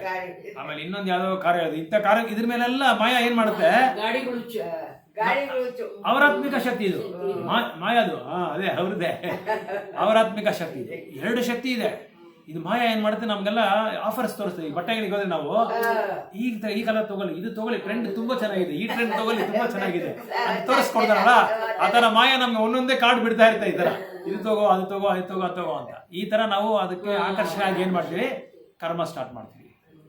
ಅವಾಗ ನಾವು ಕರ್ಮ ಸ್ಟಾರ್ಟ್ ಮಾಡಿ ಪಾಪ ಕಾರ್ಯಗಳು ಮಾಡೋದಕ್ಕೆ ಶುರು ಮಾಡಿಕೊಂಡು ಈ 3 ಗುಣಗಳಿಂದ ನಾವು ಬಂದಿ ಆಗ್ತೀವಿ. ಇದು ಅವರಾತ್ಮಿಕ ಶಕ್ತಿ ಯಾರ್ದು, ಮಾಯಾದು. ಸೊ ಅವಾಗ ಏನ್ ಮಾಡ್ತೀರಿ, ಪಾಪಗಳು ಕರ್ಮಗಳು ಮಾಡೋದಕ್ಕೆ ಶುರು ಮಾಡ್ಕೊಂಡು ಏನ್ ಮಾಡ್ತೀರಿ, ಈ ಕರ್ಮ ಬಂಧನದಲ್ಲಿ ಸಿಕ್ಕಾಕೊಂಡು. ಪ್ರದೇಶಾತ್ಮಿಕ ಶಕ್ತಿ ಅಂದ್ರೆ ಏನು ಅಂತ ಅಂದ್ರೆ, ಮಾಯಾದೇವಿ ನಮ್ಮನ್ನ ಒದ್ದೊದ್ದು ಕಳಿಸ್ತಾರೆ, ಸರಿಯಾಗಿ ಒದ್ದೊದ್ದು ಕಳಿಸ್ತಾರೆ. ಹೆಂಗೆ ಅಂದ್ರೆ 3 ಕ್ಲೇಶಗಳಿದೆ. ಈಗ ಉದಾಹರಣೆಗೆ ನಾನು ಮೊನ್ನೆ ಹೇಳಿದೆ ನಿಮಗೆ, ಆಹಾರ ತಿಂತೀರಿ, ಒಂದು ಮಿತಿವಾಗಿ ನಾವು ತಿಂದ್ರೆ ಪರವಾಗಿಲ್ಲ, ಬೇಕಾದಷ್ಟು ಎಲ್ಲ ತಿನ್ಬಿಟ್ರೆ ಅಜೀರ್ಣ ಏನಾಗುತ್ತೆ, ನಾವು ನಮ್ಗೆ ಅದು ಅದಿ ದೈವಿಕ ಅಲ್ಲ, ಆಧ್ಯಾತ್ಮಿಕ, ಅಧಿದೈವಿಕ, ಅಧಿಭೌತಿಕ. ಅದು ಆಧ್ಯಾತ್ಮಿಕದಿಂದ ಬರೋ ಒಂದು ಕಾಯಿಲೆಗಳು. ಈ ಕಾಯಿಲೆಗಳೆಲ್ಲ ಮಾನಸಿಕ ಕಾಯಿಲೆ, ಶಾರೀರಿಕ ಕಾಯಿಲೆ, ಇದೆಲ್ಲ ಆಧ್ಯಾತ್ಮಿಕದಿಂದ ಬರೋದು. ಅಧ್ಯಾತ್ಮಿಕ ಅದು. ಅಧಿಭೌತಿಕ ಅಂದ್ರೆ ಬೇರೆಯವರಿಂದ ಬರೋದು, ನಮ್ಗೆ ಬೇರೆ ಎಲ್ಲರಿಂದನೂ ಬರೋದು. ಬೇರೆ ನಮ್ಮ ಬ್ರದರ್ಸ್ ಇರ್ಬೋದು, ನಮ್ಮ ಸಹೋದರರು ಇರ್ಬೋದು, ನಮ್ಮ ತಂದೆ ತಾಯಿ ಇರ್ಬೋದು, ನಮ್ಮ ಸ್ನೇಹಿತರು ಇರ್ಬೋದು, ಆ ಕಡೆ ಈ ಕಡೆ ನಮ್ಮ ಬೀದಿನಲ್ಲಿ ಇರ್ಬೋದು, ನಮ್ಮ ಸಮಾಜದಲ್ಲಿ ಎಲ್ಲ ಬೇರೆ ಬೇರೆ ಜೀವರಾಶಿಗಳಿಂದ ಬರೋದು ನಮಗೆ ಅಧಿಭೌತಿಕ. ಅಧಿದೈವಿಕ ಅಂದ್ರೆ ದೇವತೆಗಳಿಂದ ಬರೋದು. ನೀರು ಜಾಸ್ತಿ ಆಗೋದು, ಮಳೆ ಜಾಸ್ತಿ ಆಗೋದು, ಪ್ರಕೃತಿಯಿಂದ ಬಿಸಿಲು ಜಾಸ್ತಿ ಆಗೋದು, ಮಳೆ ಜಾಸ್ತಿ ಆಗೋದು, ಪ್ರವಾಹನ ನೋಡ್ಕೊಂಡು ಹೋಗೋದು, ಇದೆಲ್ಲ ಏನಾದಂತೆ 3 ಕ್ಲೇಶಗಳು. ಈ 3 ಕ್ಲೇಶಗಳಿಂದ ಭಗವಂತ ಇದು ಮಾಯಾದೇವಿ ನಮ್ಮನ್ನ ಏನ್ ಮಾಡುತ್ತೆ, ಒದ್ದೊದ್ದೊದ್ದೊದ್ದು ಆಚೆ ಕಳಿಸ್ತದೆ. ಅದಕ್ಕೆ ಹೆಸರೇ ಅದೇ, ಒದಿಯೋದು ಅಂತ ಅರ್ಥ ಹೆಸರು. ಅದೇ ಪ್ರದೇಶಾತ್ಮಿಕ ಬುದ್ಧಿ. ಸೊ ಎವ್ರಿ ಆಕ್ಟಿವಿಟಿನ ಏನ್ ಮಾಡ್ತಾರೆ, ಪ್ರತಿಯೊಂದು ಚಟುವಟಿಕೆಗಳಿಗೆ ಹೆಂಗಿರುತ್ತೆ ಅಂದ್ರೆ, ನಮ್ಗೆ ಕರ್ಮ ಅಂದ್ರೆ ಏನು ಅಂದ್ರೆ, ಒಳ್ಳೇದು ಮಾಡ್ತೀರಿ, ಕೆಟ್ಟದು ಮಾಡ್ತೀರಿ. ಕೆಟ್ಟದ್ದು ಮಾಡೋದ್ರಿಂದ ಏನಾಗ್ತೀರಿ, ನರಕಲೋಕಕ್ಕೆ ಹೋಗ್ತೀರಿ, ಅಲ್ಲಿ ಅನುಭವಿಸ್ಕೊಂಡ್ ಬರ್ತೀರಿ. ಒಳ್ಳೇದು ಮಾಡೋದ್ರಿಂದ ಸ್ವರ್ಗಲೋಕಕ್ಕೆ ಹೋಗ್ತೀರಿ, ಅಲ್ಲಿ ಅನುಭವಿಸ್ಕೊಂಡ್ ಬರ್ತೀರಿ. ಸ್ವರ್ಗಲೋಕದಲ್ಲಿ ಏನೇನೆಲ್ಲ ಮಾಡಿದ್, ನಾವು ಏನೇನೆಲ್ಲ ಒಳ್ಳೇದಿಲ್ಲ ಮಾಡಿದಿರೋ ಅಲ್ಲೋಗ ಅನುಭವಿಸ್ಕೊಂಡ್ ಬರ್ತೀರಿ. ಇದು ಕರ್ಮ. ವಿಕರ್ಮ ಅಂದ್ರೆ ಏನು ಅಂದ್ರೆ, ಪಾಪ ಕಾರ್ಯಗಳು ಮಾಡೋದು. ಇದು ಕರ್ಮದಲ್ಲಿ ಬರೋದು. ಯಾವುದು, ಇದು ನಾನು ಹೇಳಿದಲ್ಲ ಇವಾಗ, ಅದೆಲ್ಲ ಕರ್ಮದಲ್ಲಿ ಬರೋದು. ಸೊ ಕರ್ಮದಲ್ಲಿ ಇದೆಲ್ಲ ಆಗುತ್ತೆ. ಅವಾಗ ಏನ್ ಮಾಡ್ತೀವಿ ನಾವು, ಒಳ್ಳೆಯ ಕಾರ್ಯಗಳೆಲ್ಲ ಎಷ್ಟು ಶತವಿಧ ನಾವು ಮಾಡಿದ್ದೀರೋ ಅಷ್ಟು ಶತವಿಧ ನಾವು ಅಲ್ಲಿ ಅನುಭವಿಸ್ತೀರಿ ಸ್ವರ್ಗಲೋಕದಲ್ಲಿ, ಮತ್ತೆ ವಾಪಸ್ ಬರ್ತೀವಿ. ಅದಾದ್ಮೇಲೆ ಈಗ ನಾವು ಟ್ರೈನ್ ಹೊಸೂರಿಂದ ಡೆಲ್ಲಿಗೆ ವೃಂದಾವನಕ್ಕೆ ಟಿಕೆಟ್ ತಗೊಂಡಿರ್ತೀವಿ. ವೃಂದಾವನ ಮೇಲೆ ನಾನು ಇನ್ನೂ ಆ ಕಡೆ ಹೋಗ್ಬೇಕು, ಅಸ್ಸಾಂಗೆ ಹೋಗ್ಬೇಕು ಅಂದ್ರೆ ಸುಮ್ಮನೆ ಹೇಳ್ತಾರೆ, ಟಿ ನಿನ್ನ ಡೆಸ್ಟಿನೇಷನ್ ಇದೆ, ಇಳಿಯ ಕೆಳಗೆ ಅಂತ ಅಷ್ಟೇ. ಆ ಥರ ನಾವು ಆ ಒಂದು ಸ್ವರ್ಗಲೋಕದಲ್ಲಿ ಎಷ್ಟುವರೆಗೂ ನಾವು ಮಾಡಿದ್ದೀರೋ ಅಷ್ಟವರೆಗೂ ಅಲ್ಲಿ ನಮ್ಮನ್ನ ಸ್ಟಾಪ್ ಮಾಡ್ತಾರೆ, ಮತ್ತೆ ವಾಪಸ್ ಕಳಿಸ್ತಾರೆ. ಅದೇ ಥರ ಕರ್ಮ ಇದು ನರಕಲೋಕದಲ್ಲಿ ನಾವು ಮಾಡಿರೋ ಪಾಪಗಳಿಗೆ, ನಾವು ಮಾಡಿರೋ ಕರ್ಮಗಳಿಗೆ ಏನು ಮಾಡ್ತೀರಿ, ಒಂದೊಂದು ಶಿಕ್ಷೆಗೆ ಒಂದೊಂದು ಅನುಭವ ಇದಿದೆ, ಒಂದೊಂದು ಪಾಪಕ್ಕೆ ಒಂದೊಂದು ಶಿಕ್ಷೆ. ಅದು ನಿಮ್ಗೆ 5ನೇ ಸ್ಕಂದ ಹೋದ್ರೆ ಅದರಲ್ಲಿ ತುಂಬಾ ಚೆನ್ನಾಗಿ ಹೇಳಿದ್ದಾರೆ. 28 ಡಿಪಾರ್ಟ್ಮೆಂಟ್ ಇದೆ ಅದರಲ್ಲಿ. ನರಕಲೋಕದಲ್ಲಿ ಯಾವ್ಯಾವ ತರ ಪನಿಷ್ಮೆಂಟ್ ಕೊಡಬೇಕು, ಶಿಕ್ಷೆ ಕೊಡಬೇಕು ಅನ್ನೋದ್ರಲ್ಲಿ ಅದು ಇದೆ 5ನೇ ಸ್ಕಂದದಲ್ಲಿ. ಅದು ಪರೀಕ್ಷಿತ್ ಮಹಾರಾಜ್ ಕೇಳ್ತಾರೆ, ಇದು ನನಗೆ ತುಂಬಾ ವಿಲಾವರಿಯಾಗಿ ನೀವು ನನಗೆ ವರ್ಣನೆ ಮಾಡಿ ಅಂತ ಪರೀಕ್ಷಿತ್ ಮಹಾರಾಜ್ ಸುಖಮುನಿ ಕೇಳ್ತಾರೆ. ಯಾಕದನ್ನ ಅದು ಕೇಳೋ ಅವಶ್ಯಕತೆ ಇಲ್ಲ ಪರೀಕ್ಷಿತ್ ಮಹಾರಾಜ್ಗೆ. ಇದ್ರೇನು ಇದೆಲ್ಲ ತಪ್ಪು ಅಂತ ಗೊತ್ತಾಗುತ್ತಲ್ಲ ನಮ್ಗೆ, ಇದೆಲ್ಲ ಮಾಡಿದ್ರೆ ಪಾಪಕಾರಿಗಳಂತ ತಿಳ್ಕೋಬಹುದು ಅಂತ ಹೇಳಿ ಅದನ್ನ ವಿವರಣೆ ಕೊಡ್ತಾರೆ. ಸೊ ಈ ತರ ನಾವೇನ್ ಮಾಡ್ತೀವಿ ಅಂದ್ರೆ, ಇಲ್ಲಿ ಈ ಭೌತಿಕ ಪ್ರಪಂಚದಲ್ಲಿ ಈ ಒಂದು ಗುಣಗಳಿಗೆ ನಾವು ಬಂದು ವಶ ಆಗ್ಬಿಡ್ತೀವಿ. ಹೊಸ ಆದ್ಮೇಲೆ ಎಲ್ಲಿ ಇದು ನಾವು ಹೀಗಾಗಿ ಜೀವಿಗಳು ಹಲವು ಬಾರಿ ಸೆರೆಮನೆಯ ಅಂದ್ರೆ ಏನಲ್ಲಿ ಸೆರೆಮನೆಯ ವಾಸವನ್ನು ಅಂದ್ರೆ ಏನರ್ಥ, ನಾವು ಜೈಲಲ್ಲೇ ಇದ್ದೀರಾ ಆಕ್ಚುಲ್ ಆಗಿ. ಆ ಜೈಲು ಈ ಜೈಲು ಒಂದೇ, ಬೇರೆ ಏನ್ ವ್ಯತ್ಯಾಸ ಇಲ್ಲ. ಅವ್ರು ಏನೋ ತಪ್ಪು ಮಾಡಿ ಅಲ್ಲಿ ಹೋಗಿದ್ದಾರೆ, ನಾವಿಲ್ಲಿ ಭಗವಂತನಿಗೆ ತಪ್ಪು ಮಾಡಿ ನಾವಿಲ್ಲಿ ಬಂದಿದ್ದೀವಿ ಅಷ್ಟೇ. ಇದು ಜೈಲೇ. ಇದು ಅದಕ್ಕೆ ಸೆರೆಮನೆ ಅಂತ ಅಲ್ಲಿ ಕರೀತಾ ಇದ್ದಾರೆ. ದುರ್ಗ ಅಂದ್ರೆ ಜೈಲು ಅಂತ ಅರ್ಥ, ಕೋಟೆ ದುರ್ಗ ಅಂದ್ರೆ ಕೋಟೆ. ಸೊ ಇಲ್ಲಿ ಅರ್ಥ ಏನಂದ್ರೆ, ಇನ್ನೊಂದು ಅರ್ಥ ಇದು ಈ ಒಂದು ಸಂದರ್ಭದಲ್ಲಿ ಅರ್ಥ ಏನಂದ್ರೆ, ಜೈಲಿಂದ ನಾವು ಬಿಡುಗಡೆ ಆಗ್ಬೇಕು ಅಂತ ಅರ್ಥ. ಯಾಕಂದ್ರೆ ನಾವೆಲ್ಲರೂ ಜೈಲಲ್ಲೇ ಇದ್ದೀರಿ. ಅದೊಂಥರ ಜೈಲು ಆದ್ರೆ ಇದು ಭೌತಿಕ ಪ್ರಪಂಚನೇ ಒಂದು ಜೈಲು. ಅದನ್ನೇ ಹೇಳಿದ್ದಾರೆ, ಸೆರೆಮನೆಯಲ್ಲಿ ಇರಬೇಕಾಗುತ್ತೆ. ಅಂದ್ರೆ ನೀನ್ ಜೈಲಲ್ಲೇ ಇರ್ಬೇಕಾಗತ್ತೆ. ನೀನು ಯಾರನ್ನ ದೇವತೆಗಳನ್ನ ಪೂಜೆ ಮಾಡಿದ್ರೆ ಈ ತರ ಆಗತ್ತೆ. ಪರಮ ಪುರುಷನ ಆದೇಶದ ಮೇರೆಗೆ ಬ್ರಹ್ಮನು ಐಹಿಕ ಜಗತ್ತಿನ ಸೆರೆಮನೆಯನ್ನು ಸೃಷ್ಟಿಸಿದ್ದಾನೆ. ಯಾಕೆ? ಯಾರ ಆದೇಶ ಅದು? ಪರಮ ಪುರುಷನ ಆದೇಶ. ಯಾರಿಗೆ? ಬ್ರಹ್ಮನಿಗೆ ಆದೇಶ ಕೊಡ್ತಾನೆ. ಕೃಷ್ಣ ಹೇಳಿರತ್ತಾನೆ ಬ್ರಹ್ಮ. ಇದು ಯಾಕೆ ಬ್ರಹ್ಮನಿಗೆ ಹೇಳ್ತಾನೆ ಅಂದ್ರೆ, ಬ್ರಹ್ಮನಿಗೆ ಆದೇಶ ಕೊಡುವಾಗ ಬ್ರಹ್ಮ ಏನ್ ಮಾಡ್ತಾನೆ, ಚತುರ್ಕುಮಾರನ ಸೃಷ್ಟಿ ಮಾಡ್ತಾನೆ. ತನ್ನ ಮಾನಸಿಕ ಪುತ್ರಗಳು ಅವರೇ. ಮೊದಲನೇ ಕುಮಾರಗಳು ಯಾರಂದ್ರೆ ಚತುರ್ಕುಮಾರ. ನಾರಾಯಣ ನೋಡಕ್ ಸನಂದನ, ಸನಾತನ, ಸದಾನಂದ ಅಂತ 4 ಜನ ಇವ್ರನ್ನ ಬ್ರಹ್ಮಕುಮಾರಸ್ ಅಂತ ಹೇಳ್ತಾರೆ. ಈ ಬ್ರಹ್ಮಕುಮಾರಗಳು ಏನ್ ಮಾಡ್ತಾರೆ ಅಂದ್ರೆ ಚತುರ್ಕುಮಾರಸ್. ಇವ್ರಿಗೆ ಯಾವಾಗ್ಲೂ ವಯಸ್ಸಾಗಲ್ಲ, ಒಂದೇ ವಯಸ್ಸಲ್ಲಿ ಇರ್ತಾರೆ ಇವರು, ಅದೇ ವಯಸ್ಸಲ್ಲೇ ಇರ್ತಾರೆ ಇವರು. ನೀವು ಭಾಗವತಂ ಇದ್ರಲ್ಲಿ ನೋಡಿರ್ಬೋದು ಪಿಕ್ಚರ್. ಈ 4 ಕುಮಾರನ ಕರೆದು ಬ್ರಹ್ಮ ಹೇಳ್ತಾನೆ, ನೋಡಪ್ಪ ನೀವು ನಿಮ್ಗೆಲ್ಲ ಜನ್ಮ ಕೊಟ್ಟಿದ್ದೀನಿ ನಾನು. ಬ್ರಹ್ಮ ತನ್ನ ಮನಸ್ಸಿನಿಂದನೇ ಸೃಷ್ಟಿ ಮಾಡ್ಬೋದು, ಅಷ್ಟೊಂದು ಶಕ್ತಿ ಇದೆ ಬ್ರಹ್ಮನ ಹತ್ರ.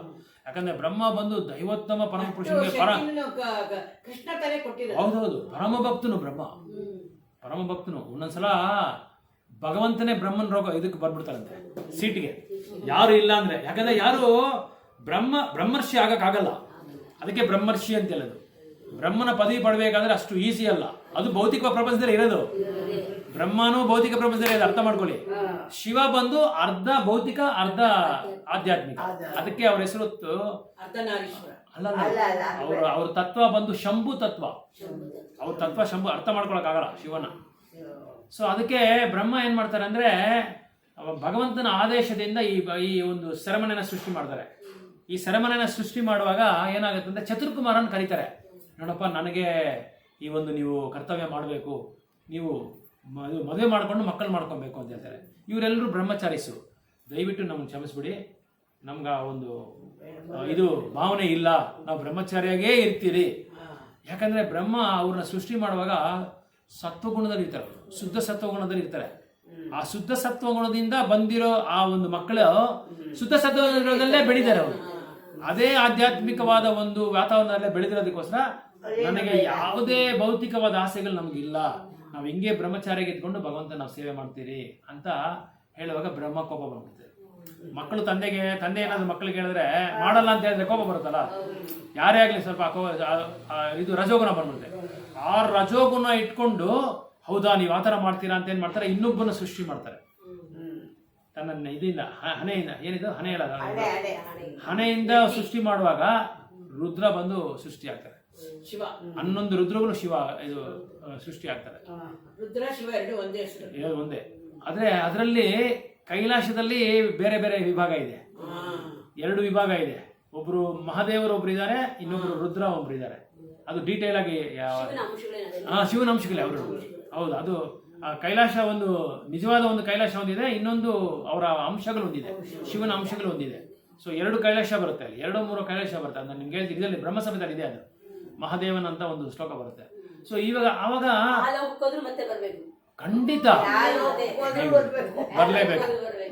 ಆದ್ರೆ ಪುನರ್ಜನ್ಮನ ವಿದ್ಯತೆ, ನನ್ನ ಲೋಕಕ್ಕೆ ನೀನು ಬಂದ್ರೆ ನಿಂಗೆ ಪುನರ್ಜನ್ಮ ಇಲ್ಲ ಅಂತ ಭಗವಂತ ಇದ್ರೇನು ಬರ್ಲೇಬೇಕು. ಅರ್ಧ ಇದ್ದೇನು ಪ್ರಯೋಜನ, ವಾಪಸ್ ಬರ್ಲೇಕಲ್ಲ. ಬಟ್ ಅವ್ರು ಇವರಿಂದ ಸೃಷ್ಟಿಯಾಗಿರತ್ತಾನೆ, ದೇವತೆ ತಾನೆ ಅವರು ದೈವೋತ್ತಮ ಪರಮ ಪುರುಷ ಅಲ್ಲ.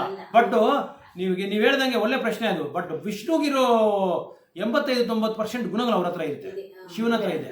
ಯಾಕಂದ್ರೆ ಶಿವ ಬಂದು ಪ್ರಥಮ ವೈಷ್ಣವ. ಅದಕ್ಕೆ ವಿಷ್ಣುಗೆ ನೆಕ್ಸ್ಟ್ ಯಾರು ಅಂದ್ರೆ ಶಿವನೇ. ಅವ್ರ ಗುಣಗಳಿರೋದಲ್ಲಿ ಗುಣದಲ್ಲಿ ಗಟ್ಟಿನೇ ಬರ್ಲೇಬೇಕು. ಶಿವನ ಹತ್ರ ಹೋದ್ರೆ ನಾವು ಬರ್ಲೇಬೇಕು. ಸೊ ಈ ತರ ಆ ಸೃಷ್ಟಿ ಮಾಡುವಾಗ ರಜೋಗುಣದಿಂದ ಅವರು ಸೃಷ್ಟಿ ಮಾಡೋದ್ರಿಂದ ಶಿವ ಏನ್ ಮಾಡ್ತಾರೆ, ಬಂದು ಅವ್ರಿಗೆ ಹೇಳ್ತಾರೆ ಶಿವಗೆ, ನೀ ನೋಡು ಅಪ್ಪ, ನಿಮ್ಮ ಅಣ್ಣ ತಮ್ಮದಿರು 4 ಜನ ಆಗಲ್ಲ ಅಂತ ಹೇಳ್ಬಿಟ್ರು. ಅನ್ನ ಆಗ್ಬೇಕಲ್ಲ, ಅನ್ನ ಆಗ್ಬೇಕಲ್ಲ 4 ಜನ, ಅವ್ರು ಆಗಲ್ಲ ಅಂತ ಹೇಳ್ಬಿಟ್ರು. ನೀನ್ ಸೃಷ್ಟಿ ಮಾಡಪ್ಪ ಅಂತ ಆಯ್ತು. ಶಿವ ಬಂದು ನೀವ್ ಹೆಂಗೆ ಹೇಳಿದ್ರೆ ಹಂಗೆ ಕೇಳ್ತೀನಿ ತಂದೆ ಅಂತ ಹೇಳ್ಬಿಟ್ಟು ಸೃಷ್ಟಿ ಮಾಡಕ್ಕೆ ಶುರು ಮಾಡಿದ್ರು. ಇವರು ಸೃಷ್ಟಿ ಆಗುವಾಗ ಯಾವ ಗುಣದಿಂದ ಬಂದ್ರು? ರಜೋಗುಣದಿಂದ ಬಂದರು. ಅವಾಗ ಏನಾಗುತ್ತೆ, ಆ ರಜೋಗುಣದಲ್ಲಿ ಸೃಷ್ಟಿ ಮಾಡಕ್ಕೆ ಶುರು ಮಾಡ್ಕೊಂಡ್ಬಿಡ್ತಾರೆ. ಆ ಸೃಷ್ಟಿ ಮಾಡ್ಕೊಳ್ಳುವಾಗ ಏನಾಗುತ್ತೆ, ಎಲ್ಲ ರಾಕ್ಷಸರು, ಭೂತ ಬೇತ ಪಿಶಾಲರನ್ನೆಲ್ಲ ಸೃಷ್ಟಿ ಮಾಡ್ಬಿಡ್ತಾರೆ ಶಿವ. ಆವಾಗ ಬ್ರಹ್ಮ ಏನ್ ಹೇಳ್ತಾನೆ, ನೀನ್ ಸಾಕಪ್ಪ, ಇನ್ನು ನೀನ್ ಸೃಷ್ಟಿ ಮಾಡ್ಬೇಡ, ನೀನ್ ಸಾಕು ಮಾಡಿ, ನೀನೊಂದು ನೀನು ಕೂತ್ಕೊಂಡು ಅಲ್ಲಿ ಧ್ಯಾನ ಮಾಡು ಅಂತ ಅವ್ರಿಗೆ ಉಪದೇಶ ಕೊಡುವಾಗ ಆವಾಗ ಶಿವ ಏನು ಮಾಡ್ತಾರೆ, ಕೂತ್ಕೊಂಡು ಅಲ್ಲಿ ಧ್ಯಾನ ಮಾಡಿಕೊಂಡು ತಪಸ್ಸಿಗೆ ಕೂತ್ಕೊಂಡ್ಬಿಡ್ತಾರೆ. ಆವಾಗ ಅವ್ರು ಏನು ಮಾಡ್ತಾರೆ, ಪರಮಾತ್ಮ ವಿಷ್ಣು ಇದ್ದಾರಲ್ಲ, ಯಾರು ನಾವು ಪರಮಾತ್ಮ ಯಾರು ನೋಡಿ, ಅದೇ ಯಾವ ವಿಷ್ಣು ನೋಡಿ, ಅದು ನಾವು ಓದಿರೋದು 4ನೇ ಲೈನಲ್ಲಿ 1 2 3 ಪರಮಪುರುಷನ ಆದೇಶದ ಮೇರೆಗೆ ಬ್ರಹ್ಮನು ಐಹಿಕ ಜಗತ್ತಿನ ಸೆರೆಮನೆಯನ್ನು ಸೃಷ್ಟಿಸಿದ. ಅಲ್ಲಲ್ಲ, ಇದು ಅದಕ್ಕೆ ಮುಂದೆ 5ನೇ ಲೈನಲ್ಲಿ ಯಾರು ಪರಮಾತ್ಮ ಅಂತ ನಾನು ನಿಮ್ಮನ್ನು ಕೇಳ್ತಾ ಇದ್ದೀನಿ. 3 ವಿಷ್ಣು ಇದಾರಲ್ಲಮ್ಮ. ಐಹಿಕ ಪ್ರಪಂಚದಲ್ಲಿ ವಿಷ್ಣು ಅಥವಾ ಸತ್ವಗುಣದ ಅಧಿದೇವತೆ ಕ್ಷೀರೋದಾಯಕ ವಿಷ್ಣು. ಯಾವ ವಿಷ್ಣು ಅದು? ಕ್ಷೀರೋದಾಯಕ ಶಾ ವಿಷ್ಣು ಪರಮಾತ್ಮನಾಗಿರೋದು. ಆ ಪರಮಾತ್ಮನ ಮೇಲೆ ಇವ್ರು ಕೂತ್ಕೊಂಡು ಧ್ಯಾನ ಮಾಡ್ತಾ ಇದ್ದಾರೆ. ಯಾರು? ಶಿವ. ಅದಕ್ಕೆ ಅವ್ರಿಗೆ ಏನ್ ಹೆಸರು ಅಂದ್ರೆ ದಕ್ಷಿಣಾಮೂರ್ತಿ ಅಂತ ಹೆಸರು ಶಿವನಿಗೆ. ಅದಕ್ಕೆ ಧ್ಯಾನ ಮಾಡ್ತಾ ಇದ್ದಾರೆ. ಕ್ಷೀರದಾಯಕ ಮೇಲೆ ತಪಸ್ಸು ಮಾಡಿದ್ದಕ್ಕೆ ದಕ್ಷಿಣ ಕ್ಷೀರೋದಾಯಕ ಶಾ ವಿಷ್ಣುನೇ ಪರಮಾತ್ಮನಾಗಿರೋದು. ಎಲ್ಲಾ ಹೃದಯದಲ್ಲಿ ಪರಮಾತ್ಮ ಇದ್ದಾರೆ. ನಾನು ನಿನ್ನೆ ಒಂದ್ ಹೇಳ್ದಲ್ಲ, ಎಲ್ಲಿಂದ ಎಲ್ಲಿವರೆಗೂ ಇದ್ದಾರೆ ಪರಮಾತ್ಮ? ಯಾರ? ಇಂದ್ರ ಗೋಪ. ಆ ಕ್ರಿಮಿ ಹೆಸರೇ ಇಂದ್ರ ಗೋಪ, ಹೆಸರೇ ಗೋಪ, ಇಂದ್ರ ಗೋಪ. ಆ ಇಂದ್ರ ಗೋಪನಿಂದ ಇಂದ್ರನವರೆಗೂ. ಇಂದ್ರ ಎಲ್ಲಿರೋದು? ಸ್ವರ್ಗಲೋಕದಲ್ಲಿ. ಸ್ವರ್ಗಲೋಕಕ್ಕೆ ಅಧಿಪತಿ ಇಂದ್ರ, ದೇವತೆಗಳಿಗೆ. ತಂದೆ ಬಂದು ಬ್ರಹ್ಮ, ದೇವತೆಗಳಿಗೆಲ್ಲ. ಹಿರಿಯ ಬಂದು ಇಂದ್ರ. ದೇವಾನ್ ದೇವ ಅಂತ ದೇವಾನ್ ದೇವತೆ ಅಂತಾರಲ್ಲ, ಎಲ್ಲಾ ದೇವತೆಗಳಿಗೂ ಅವ್ರ ದೇವರು ರಾಜ. ಬಟ್ ಎಲ್ಲಾ ದೇವತೆಗಳಿಗೂ ಪಿತಾಮಹ ಯಾರಂದ್ರೆ ಬ್ರಹ್ಮ. ಬ್ರಹ್ಮ ತಂದೆ ಇವರಿಗೆಲ್ಲ. ಯಾಕಂದ್ರೆ ಇವರು ಅವ್ರದನ್ನೇ ಸೃಷ್ಟಿ ಮಾಡ್ತಾರೆ ಎಲ್ಲರೂ. ಅದಾದ್ಮೇಲೆ ಇವರು ರುದ್ರ ಶಿವ ಬಂದು ಅಲ್ಲಿ ಧ್ಯಾನ ಕೂತ್ಕೊಂಡ್ಬಿಡ್ತಾರೆ, ಸ್ಟಾಪ್ ಮಾಡಿಸ್ಬಿಡ್ತಾರೆ, ಅವ್ರು ನೀನು ಮಾಡಬೇಡ ಅಂತ ಹೇಳ್ಬಿಟ್ಟು. ಸೊ ಬ್ರಹ್ಮ ಬಂದು ಸೃಷ್ಟಿ ಅವರೇ ಶುರು ಮಾಡ್ಕೊತಾರೆ. ಸೊ ಈ ಥರ ಯಾಕಿದು ಹೇಳಿದೆ ಅಂದರೆ, ನಿಮಗೆ ಈ ಸೆರೆಮನೆಯನ್ನು ಯಾರ ಆದೇಶದಿಂದ? ವಿಷ್ಣು ಆದೇಶದಿಂದನೇ ಬ್ರಹ್ಮ ಬಂದು ಸೃಷ್ಟಿ ಮಾಡೋದು. ಯಾಕೆ ಸೃಷ್ಟಿ ಮಾಡ್ತಾರೆ ಈ ಸೆರೆಮನೆ? ಅವ್ರು ಅನ್ಕೊಂಡಿದ್ರೆ ಬೇಡ ಅನ್ಬೋದಾಯ್ತಲ್ಲ. ಅದೇ ನಾನು ನಿಮ್ಮನ್ನು ಕೇಳ್ತೇನೆ, ನನಗೂ ಗೊತ್ತಿಲ್ಲ. ಯಾಕೆ ಇಷ್ಟು ಕಷ್ಟ? ಏನಕ್ಕೆ ಸುಮ್ಮನೆ ಅಲ್ಲೇ ಬಿಡ್ಬೋದಲ್ಲ? ಇಲ್ಲಿ ಬರೋದು ಯಾಕೆ? ಉಗಿಸ್ಕೊಳ್ಳೋದು ಯಾಕೆ? ತಿರ್ಗಾ ಜನ್ಮ ತಗೊಳ್ಳೋದು ಯಾಕೆ? ಆಧ್ಯಾತ್ಮಿಕ ಲೋಕ ಅನ್ನೋದು ನಮಗೆ ಬೇಕಲ್ವಾ? ಬೇಕು, ಅಲ್ಲೇ ಇರ್ಬೋದಲ್ಲ. ನೀವ್ ಯಾಕೆ ಒಬ್ಬೊಬ್ರು ಹೇಳಿ ಏನೇನಮ್ಮ ಕರ್ಮ ಎಲ್ಲ ಕರ್ಕೊಂಡ್ ಬರ್ಬೇಕಲ್ಲ ನಾವು. ಅದೇ ಕರ್ಮನೇ ಮಾಡೋದೇ ಬೇಡ ಅಂತೀರ.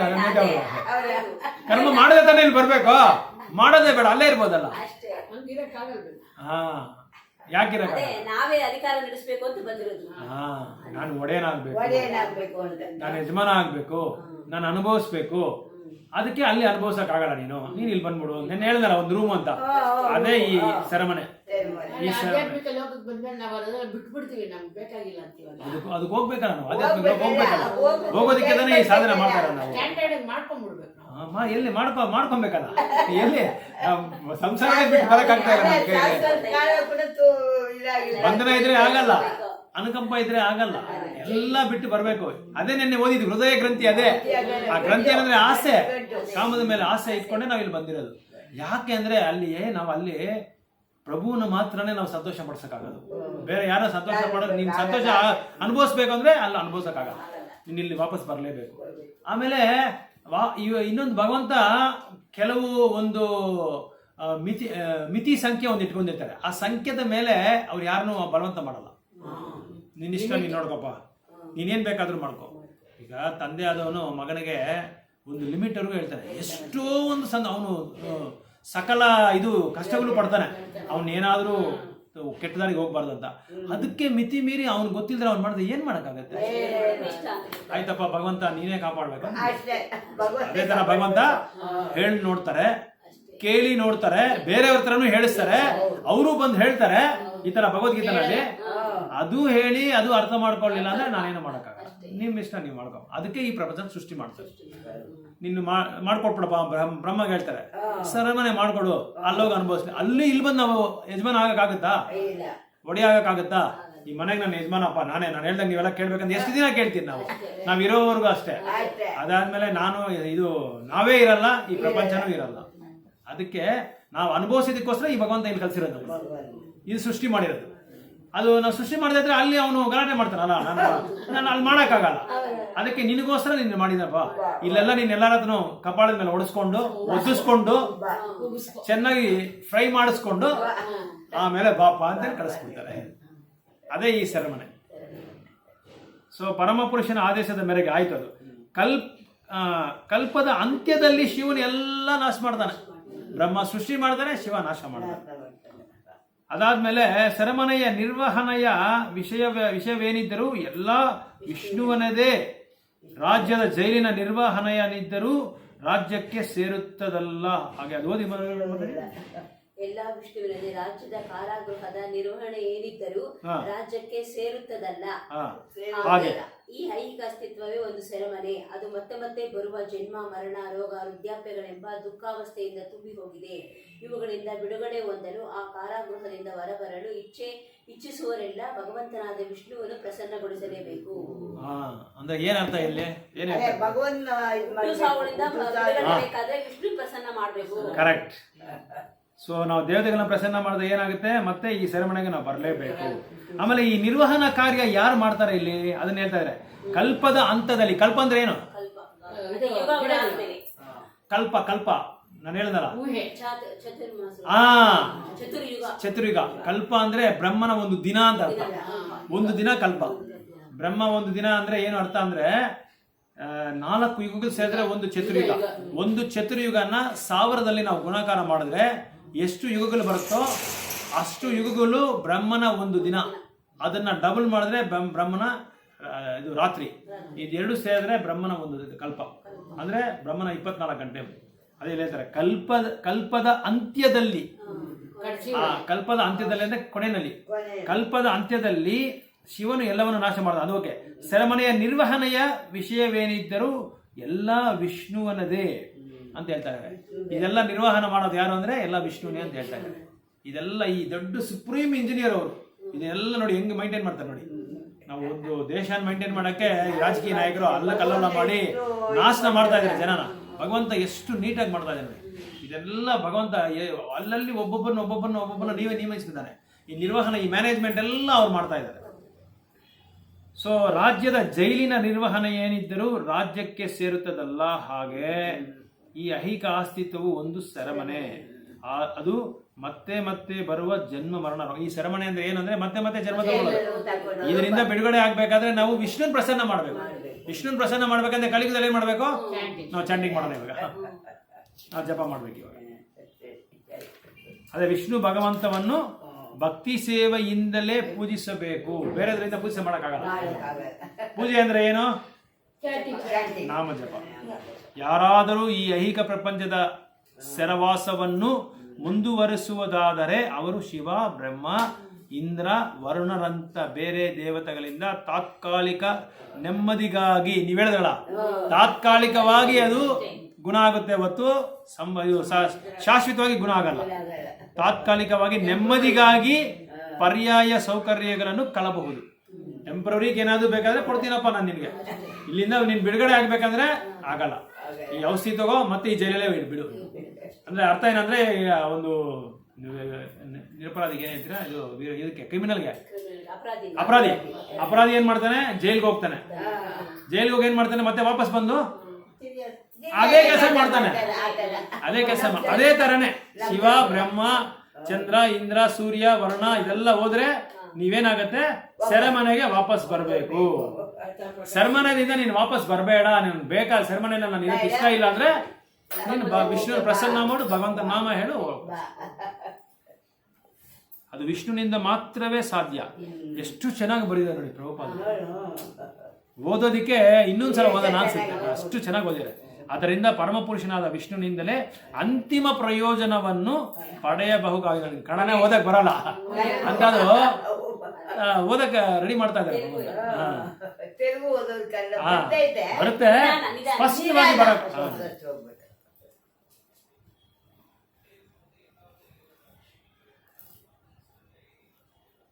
ಓಂ ವಿಷ್ಣುಪಾದಾಯ ಕೃಷ್ಣ ಪೃಷ್ಠಾಯ ಬೋಧಯ ಶ್ರೀಮತೆ ಭಕ್ತಿವೇದಾಂತ ಸ್ವಾಮಿ ನಿತ್ಯಾಮಯ ನಮಸ್ತೆ ಸರಸ್ವತಿ ದೇವಿ ಗೌರವಾನ್ವಿತಾಯ ನಿರ್ವಿಶೇಷ ಶೂನ್ಯವಾದಿ ಪಾಶ್ಚಾತ್ಯ ದೇಶವಾದಿ. ಜೈ ಶ್ರೀ ಕೃಷ್ಣ ಚೈತನ್ಯ ಪ್ರಭು ನಿತ್ಯಾನಂದ ಶ್ರೀ ಅದ್ವೈತ ಗದಾಧರ ಶಿವ ಸರಿಗೌರ. ಹರೇ ಕೃಷ್ಣ ಕೃಷ್ಣ ಕೃಷ್ಣ ಹರೇ ಹರೇ, ಹರೇ ರಾಮ ರಾಮ ರಾಮ ಹರೇ ಕೃಷ್ಣ ಕೃಷ್ಣ ಕೃಷ್ಣ ಹರೇ ರಾಮ ರಾಮ ಹರೇ ಕೃಷ್ಣ ಕೃಷ್ಣ ಕೃಷ್ಣ ಹರೇ ರಾಮ ರಾಮ ಹರೇ ಕೃಷ್ಣ ಕೃಷ್ಣ ಕೃಷ್ಣ ಹರೇ ರಾಮ ರಾಮ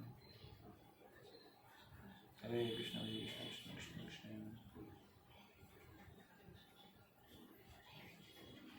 ಸಯನಂ. ಹರೇ ಕೃಷ್ಣ ಕೃಷ್ಣ ಕೃಷ್ಣ ಹರೇ ರಾಮ ರಾಮ ಹರೇ